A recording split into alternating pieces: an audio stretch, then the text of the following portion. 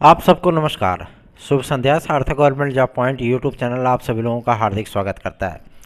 Channel पर नए हैं, चैनल को सब्सक्राइब करके वीडियो को लाइक कर दीजिए, शेयर कर दीजिए, बेल आइकन दबा कर रख लीजिए ताकि आपको नोटिफिकेशन मिल जाए और आप उसे शेयर कर पाएँ। चलिए खबरों की शुरुआत कर लेते हैं।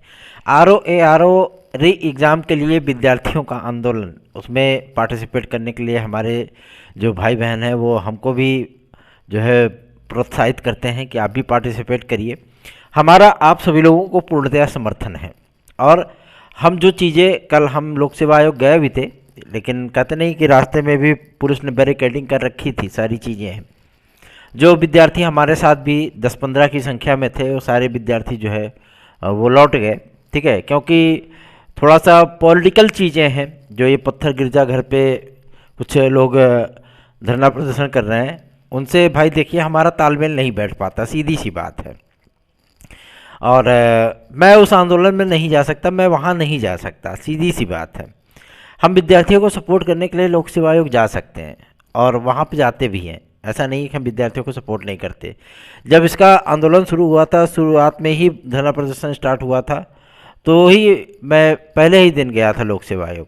हालांकि मैं इसका अप्लायर नहीं हूँ, मैंने आरओ एग्ज़ाम नहीं दिया है, फिर भी अपने भाइयों और अपने बहनों को सपोर्ट करने के लिए हम सदैव तत्पर रहते हैं। रही बात आपके कि ये एग्ज़ाम क्या रद्द होगा कि नहीं होगा, मैं आप सब लोगों को इंटरनल चीज़ें बता दे रहा हूँ। अभी फ़िलहाल ऐसी कोई मंशा नहीं है, ना लोक सेवा आयोग अपनी गलती एक्सेप्ट करने के लिए तैयार है, ना पेपर लीक की बात को जो है मानने के लिए तैयार है, और ना ही शासन इस पर गंभीर है कि हम इस पेपर को रद्द करके री एग्ज़ाम करा लें। ठीक है ना, दोनों सभी चीज़ें हम आपको एकदम स्पष्ट बता देना। और अभी ये मंतव्य बना ही नहीं है कि हमें आपके आरओ का री एग्ज़ाम भी कराना है। क्यों?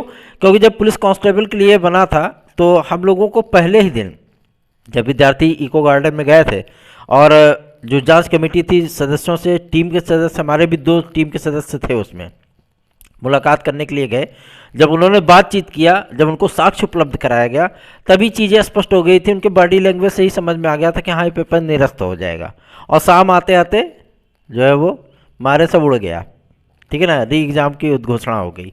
लेकिन यही स्थिति आपके इसमें है आरओ में। ठीक है ना, आरओ री एग्ज़ाम के लिए विद्यार्थियों का जो धरना प्रदर्शन चल रहा है, ये छिटपुटिया धरना प्रदर्शन है। मतलब एकता का अभाव आप इसको बोल सकते हैं। जो विद्यार्थी इसमें आरओ के एग्ज़ाम में सम्मिलित हुए हैं, जो दूर दराज के इलाकों में, जैसे मान लीजिए कि कोई अम्बेडकर नगर का है, कोई श्रावस्ती का है, कोई बहराइच का है, ठीक है ना, कोई बलरामपुर का है, कोई गाजियाबाद का है, कोई गौतम बुद्ध नगर का है। ठीक है, तो ये विद्यार्थी नहीं आ पाते हैं।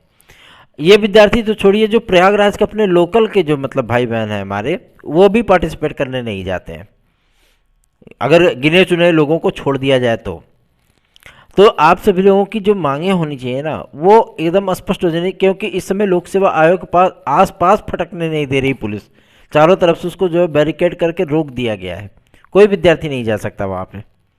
ठीक है ना, तो आप सभी लोगों की बातें कैसी रखी जाएं, आप लोगों को सपोर्ट तो करना है डिजिटल तरीके से। मतलब ये चीज़ें हैं कि हम लोगों ने जनप्रतिनिधियों को जो टारगेट किया था, आज की तारीख में प्रयागराज और फतेहपुर के लगभग 15 विधायकों को ज्ञापन दिया गया है। ठीक है ना, इसमें कुछ वर्तमान विधायक हैं, कुछ निवर्तमान विधायक हैं, मतलब पूर्व विधायक हैं, सभी को ज्ञापन दिया गया और रिक्वेस्ट की गई है कि लोकसभा चुनाव के पहले पहले इस तरीके की, क्योंकि विद्यार्थियों को बहुत छोटी सी मांग है, आपका री एग्ज़ाम की मांग है उनकी। ठीक है ना, तो इसे जो सरकार की छीछा लेदर हो रही है वो बचाया जा सकेगा और चीज़ें स्पष्ट हो जाएंगी। विद्यार्थी भी खुश, संतुष्ट कि हाँ चलो ठीक है भाई, पेपर हम फिर से देंगे, और पता लगा सारा कुछ गुल गोबर हो जाएगा। ये ज़्यादा कुछ नहीं होता, जो विद्यार्थी मतलब बेहतरीन करके आए हैं, ठीक है ना, वो विद्यार्थी ज़्यादा चिल्लाएंगे ही नहीं। ठीक, और इस बार थोड़ा सा पेपर भी स्तरीय बना दिए थे जीएस वगैरह का। ठीक, और सबसे बड़ी चीज़ ये है कि विद्यार्थियों ने जिस पैटर्न पे सोचा था वो पैटर्न ही पूरा चेंज हो गया था, जिसकी वजह से कुछ ज़्यादा ही हो हल्ला हो रही है। लेकिन मैं आप सभी लोगों को बता दूं, आज हम सभी लोगों को मुख्य सचिव उत्तर प्रदेश शासन की तरफ से जो जवाब मिला है कि इस मुद्दे पर बातचीत अवश्य ही होगी और मुख्यमंत्री महोदय के सम्मुख ये मुद्दा अवश्य ही रखा जाएगा। मैं आप सभी लोगों को बता दूं, हमारी टीम के सदस्यों की तरफ से लगभग 27 ईमेल किए गए हैं जो शासन ने ईमेल आईडी जारी की थी, ठीक है ना। 27 ईमेल किए गए हैं, उस पर बाकायदा फाइलों को अटैचमेंट में जोड़ करके जो है उनको सेंड किया गया है, प्रूफ के साथ, प्रमाण के साथ। हमने अपने पर्सनल ईमेल आईडी से खुद ही 3 ईमेल किए हैं, खुद अपनी पर्सनल ईमेल आईडी से, क्योंकि कहीं से भी अगर आप सभी लोगों का थोड़ा सा भी भला हो तो जाहिर सी बात है हम सभी लोग, आप सभी लोगों का पूरा सपोर्ट, फुल्ली सपोर्ट स्ट्रांगली करने के लिए तैयार हैं और कर रहे हैं, उसमें कोई दो राय नहीं है। कुछ लोग कहते हैं कि हमको 24 घंटे पुलिस ने बैठाए रखा था और अब हम सपोर्ट कर रहे हैं फिर से आर एग्ज़ाम को लेकर के। तो देखिए, सबसे बड़ी चीज़ ये होती है कि बैठाले रखा था, ये चीज़ें हैं, वो चीज़ें हैं, ठीक है। छात्र हित के लिए जो प्रयास करेगा, जाहिर सी बात है कि उसके लिए कुछ ना कुछ तो उसको डिसएडवांटेज मिलेगा ही, और ये चीज़ें पॉसिबल नहीं है, ये चीज़ें मुमकिन ही नहीं है, ठीक है ना। जो लोग ये सारी बातें, ये अफवाहें सोशल मीडिया पे अपनी जो कहते नहीं कि हमदर्दी लेने की कोशिश कर रहे हैं, बाकी और कुछ भी नहीं है, ठीक। और रही बात वीडियो एग्ज़ाम को लेकर के, तो मैं आप सभी लोगों को बता दूं, ये इसके लिए हम सभी लोग डिजिटल मिशन तो छोड़िए, हम लोग जनप्रतिनिधियों को भी टारगेट कर रहे हैं और अधिक से अधिक कोशिश कर रहे हैं कि जितने भी आसपास ज़िले के जितने भी विधायक हों, ठीक है ना, जो लोकसभा का चुनाव का टिकट पा सकते हैं, उन नेताओं को भी टारगेट किया जा रहा है, ठीक है ना। कि जैसे कि आपको मैं बता दूं कि यहाँ से आपका उनका नाम चल रहा है इस समय सबसे आगे,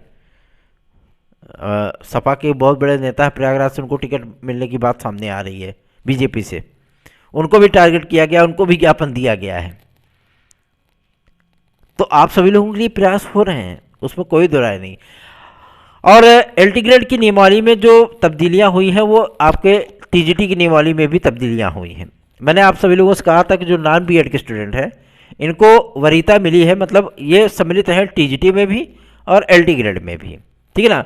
कुछ विषयों में आप सभी लोगों को अधिमानी अर्हता, मतलब वेटेज के थ्रू आप सभी लोगों को बीएड की अनिवार्यता और स्नातक देखने के लिए मिलने वाला है।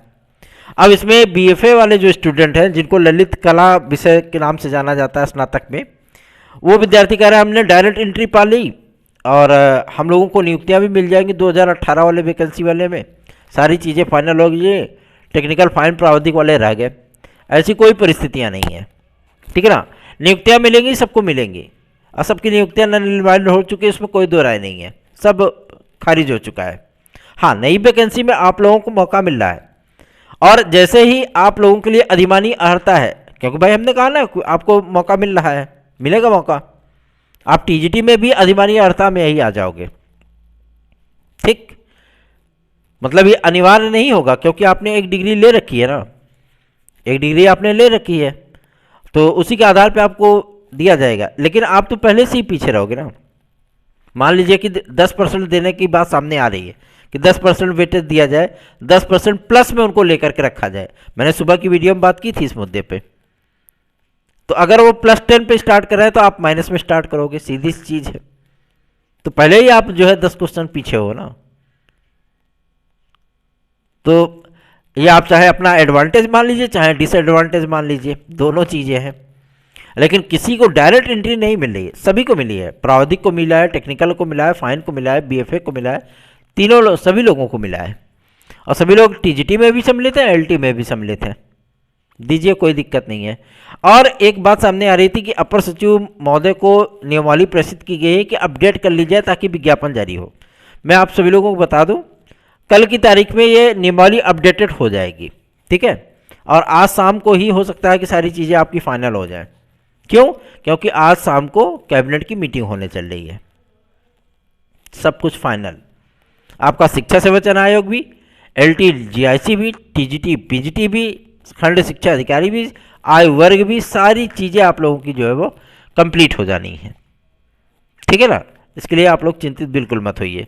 विद्यार्थी हमसे पूछ रहे थे भैया दरोगा वैकेंसी आएगी कि नहीं आएगी। जी हाँ, दरोगा वैकेंसी आएगी। अभी तो आप लोग देख रहे होंगे कि वीडियो आपके पुलिस कांस्टेबल री एग्ज़ाम को लेकर के ही बहुत ज़्यादा किरकिरी हो गई है। और जो पुलिस प्रोन्नति बोर्ड की डीजी हैं, मतलब महानिदेशक महोदय है रेणुका मिश्रा मैडम, ठीक है ना, आदरणीय रेणुका मिश्रा मैडम, तो उनसे जो है शासन ने जवाब मांगा है कि बताइए कैसे पेपर लीक हुआ। ठीक, अब जाहिर सी बात है जवाब तलबी तो होगी। उसके बाद आप लोगों को मैं बता दूं, ये मामला सुलटने के बाद आप लोगों का विज्ञापन जारी होगा, ठीक है ना, और विज्ञापन आप सभी लोगों को मार्च के महीने में देखने के लिए मिलेगा। चुनावी आचार संहिता के पहले पहले आप लोगों को विज्ञापन मिल जाएगा। कुछ लोग कह रहे हैं कि 17,000 की नई प्राथमिक शिक्षक भर्ती आएगी। 17,000 नहीं, 25,000 पद आप सभी लोगों को वो देखने के लिए मिलेंगे। लेकिन आपको एक बात मैं ये भी स्पष्ट कर दूं, 22,500 पद आप सभी लोगों को भाषा शिक्षकों के भी देखने के लिए मिलने वाले हैं शिक्षा सेवाचयन आयोग में, इसमें कोई डाउट नहीं। और 9,836 पद आपको एडेड जूनियर में देखने के लिए मिलने वाले हैं। इन तीनों का विज्ञापन आप सभी लोगों का आगे पीछे लगा रहेगा, ठीक है। और टीजीटी में तो ये कंफर्म हो गया भैया, टीईटी अनिवार्य होगी, ठीक है ना। 2024 के पहले जो आपको टीजीटी पीजीटी की नई वैकेंसी देखने के लिए मिलने वाली है, उसमें तदर्थ शिक्षकों को किनारे करिए, मतलब तदर्थ शिक्षकों को टीईटी से छूट रहेगा। आम विद्यार्थियों के लिए टीईटी अनिवार्य है, ठीक है ना। उसका पूरा प्रोफार्मा बन चुका है और वो प्रोफार्मा एससीईआरटी ने शासन को प्रेषित भी कर दिया है कि हाँ ये टीईटी का प्रारूप होगा आपके जो माध्यमिक लेवल पे होगा। सूचना प्राप्त हुई है कि 100 क्वेश्चन आप सभी लोगों को सब्जेक्ट के देखने के लिए मिलेंगे, 100 क्वेश्चन। बाकी 50 में आप सभी लोगों का पर्यावरण, दुनियादारी सब कुछ होगा, ठीक है ना। सब मिक्स करके खिचड़ी बना के दे देंगे आपको, ठीक। और इसका क्राइटेरिया थोड़ा अलग होगा, ठीक है ना। इसका क्राइटेरिया वैसी टीईटी के आधार पर नहीं होगा, मतलब जो टीईटी आप सभी लोग 88, 83, 90 पाते हैं तो पास होते हैं, ठीक है ना। उसका क्राइटेरिया इसका क्राइटेरिया में बहुत फर्क होगा, ठीक। इसका क्राइटेरिया गवर्नमेंट अलग रखेगी क्योंकि इसमें 100 क्वेश्चन आपके सब्जेक्ट के होने वाले हैं। और एक बात मैं आप सभी लोगों को बोल दूँ, अब किसी भी प्रकार की कोई भी परीक्षा होगी, चाहे वो आपकी एलटी ग्रेड हो, चाहे वो आपकी टीजीटी हो, चाहे जीआरसी लेक्चरर हो, चाहे आपका पीजीटी हो, नेगेटिव मार्किंग जैसी कोई भी चीज़ अब आप लोगों को देखने के लिए नहीं मिलेगी। पहला चीज़, ठीक, कोई नेगेटिव मार्किंग नहीं, नेगेटिव मार्किंग के प्रोसेस को समाप्त कर दिया गया, ठीक, पहली। दूसरा ये कि आप सभी लोगों को आंसर की जरूर से जरूर देखने के लिए मिलेगी। 2018 में आंसर की नहीं आई तो बहुत विवाद हो गया था। अब एलटी ग्रेड जीआरसी प्रवक्ता होगी लेकिन आपको आंसर की देखने के लिए मिलेगी, ठीक है। तीसरी चीज, आप सभी लोगों को जो जीआरसी लेक्चरर में क्या होता है, आप लोग डिस्क्रिप्टिव लिखते हो ना, 250 शब्द, 150 शब्द, 75 शब्द, 25 शब्द, 10 शब्द, ऐसा आंसर लिखते हो ना। अब वो चीज़ें आप लोगों को देखने के लिए नहीं मिलने वाली। अब ओएमआर बेस आप सभी लोगों का मेंस एग्जाम होगा, ठीक, ताकि रिजल्ट की प्रक्रिया जो है ज़्यादा लंबे समय तक डिले ना हो, ठीक। थोड़ी ही वैकेंसी आए लेकिन फटाफट रिजल्ट फाइनल होते चले। और एलटी और जीआरसी के जो आप सभी लोगों के तमाम विवाद हैं, हम सभी लोगों का यही प्रयास है कि इस विवाद से जल्द निपटारा मिल जाए, इस नियमावली को अपडेट कर लिया जाए ताकि विज्ञापन को जारी करवा लिया जाए, ठीक है ना। आप सभी लोग इसके लिए चिंतित मत होइए, हम लोग सदैव आप सभी लोगों के हित के लिए प्रयास कर रहे हैं, तो आप सभी लोगों का भी कुछ नैतिक दायित्व बनता है। हम सपोर्ट करते हैं आपके आंदोलन को, हम सपोर्ट करते हैं आपकी भावनाओं को, तो आप सभी लोग भी थोड़ा सा सपोर्ट करिए सार्थक government job point YouTube channel को। हमारे जो भाई बहन हैं बहुत ज़्यादा परेशान हैं, बहुत मैसेजेस किए होंगे, लगभग 2 दिन से मैं व्हाट्सएप पे नहीं जा पा रहा हूँ क्योंकि हमारी थोड़ी सी व्यस्तता है। भैया देखिए, हम खेती किसानी वाले इंसान हैं, ठीक ना। और इसमें आप देखिए नए बोर्ड की परीक्षाएं भी चल रही हैं, ठीक, ड्यूटी भी करनी होती है बोर्ड की परीक्षाओं में। और भाई खेती बाड़ी हम घर पे ही अकेले हैं तो हमको भी सारी चीज़ें देखनी पड़ेंगी, है ना, क्योंकि पिताजी वृद्ध हो चुके हैं तो जाहिर सी बात है कि वो तो देखेंगे नहीं, देखना हम ही को है। तो इसलिए जो मैं आप सभी लोगों को बता दूं कि आप लोगों का मैसेज नहीं देख पा रहा हूँ, लेकिन आज शाम तक आप लोगों को रिप्लाई अवश्य मिलेगा, ठीक है ना। इसके लिए आप बिल्कुल भी चिंतित मत होइए। मैं जानता हूँ आप सभी लोग डिस्टर्ब हो जाते हो, भैया 2 दिन से व्हाट्सएप देखे ही नहीं है। अगर आप लोगों को टीजीटी पीजीटी 2016-2021 में कुछ एडवांटेज चाहिए तो आप सभी लोग हमारी याचिका से जुड़ सकते हैं। ये याचिका में जुड़ाव की जो अंतिम परिस्थितियां हैं वो आप सभी लोगों की कल तक की हैं। कल तक जिन विद्यार्थियों को जुड़ना है वो जुड़ सकते हैं, अदरवाइज नहीं जुड़ेंगे फिर 29 तारीख के बाद किसी भी विद्यार्थी को जोड़ पाना पॉसिबल नहीं होगा। और जो विद्यार्थी, जो भाई बहन हमारे साथ जुड़े हुए हैं, मैं उनसे बारंबार रिक्वेस्ट कर रहा हूं, आप सभी लोग अपनी हियरिंग शुल्क जरूर जमा कर दीजिए, ठीक है ना। क्यों? क्योंकि अब फाइनल हियरिंग लगवाने चल रहे हैं। आप सभी लोगों को सम्मिलित कराने के बाद हमने कम से कम 9 सुनवाइयाँ करवाई हैं, ठीक है ना। अब सारी चीज़ें फाइनल होनी है और आप सभी लोगों को पैनल रिलीज़ कराएंगे, काउंसलिंग कराएंगे, बढ़िया आप लोग नियुक्ति करिए, बढ़िया आप लोग ज्वाइनिंग करिए, मस्त रहिए, खुश रहिए, ठीक। तो आप सभी लोग भी सहयोग करिए, हम आपके लिए सहयोग करने के लिए तैयार हैं, तो आप सभी लोग भी सहयोग करिए। बिना कहे आप सभी लोग अपनी अपनी हियरिंग शुल्क जरूर से प्रेषित कर दें। 9721411385 इस व्हाट्सएप नंबर पर आप हमसे संपर्क करके हमारी याचिका से जुड़ सकते हैं, या आप हमारे नोट्स आदि भी प्राप्त कर सकते हैं। TET C, TET super TET, TGT, PGT, LT, GIC, UP constable, UPSI, DSSB, UP SSSC की किसी भी भर्ती परीक्षा में आप सम्मिलित होने चल रहे हो तो आप 9721411385 इस व्हाट्सएप नंबर पर हम पे मैसेज करके नोट से प्राप्त कर सकते हो। धन्यवाद। आप सभी का दिन शुभ हो।